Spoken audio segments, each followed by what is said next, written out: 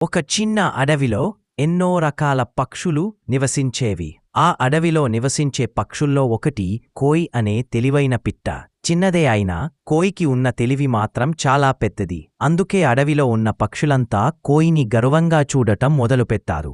తన తెలివితేటలే ఆమెను ప్రత్యేకంగా నిలితాయి. రోజు ఉదయం కోయి పొద్దుపోతిరాగానే మిగిలిన పక్షులకు నూతన కథలు, సూచనలు చెప్పడం వంటివి చేస్తూ వాళ్లతో మమేకమవుతుంది. ఒకరోజు అడవిలో పెద్ద ప్రమాదం తలెత్తింది.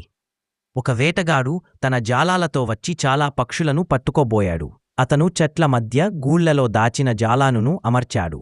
చాలా పక్షులు ఆ విషయాన్ని గుర్తించలేక దానిలో చిక్కుకోవడాన్ని ప్రారంభించాయి. కాని తెలివైన కోయి ఆ వేటగాడి జాడను ముందుగానే గమనించింది. వేటగాడు ఎక్కడి నుంచి వస్తున్నాడో, ఎక్కడ జాలాలు పెట్టాడో తన గగనయానం ద్వారా తెలుసుకుంది. ఆ వార్తను ఇతర పక్షులకు చెప్పేందుకు దూసుకుపోయింది. ఎందరూ జాలాల్లో చిక్కుకున్నారు, మనం సహాయం చేయాలి అని కోయి మిగిలిన పక్షులకు చెప్పింది. తన పథకం ప్రకారం కోయి కొన్ని పక్షులతో కలిసి వేటగాడి దృష్టిని మళ్లించేందుకు గాలిలో మెలికలు తిరుగుతూ, గాలిలో అరుపులు వేస్తూ అతన్ని వెనక్కి లాగింది.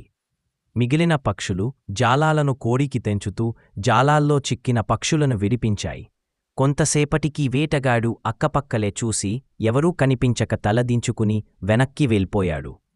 ఆ రోజు నుండి కోయి పేరు మొత్తం అడవిలో మార్మోగిపోయింది. చిన్నదైన కోయి తన తెలివితో ఎంతటి సమస్యలనైనా పరిష్కరించగలదని అందరూ గర్వంగా చెప్పుకున్నారు.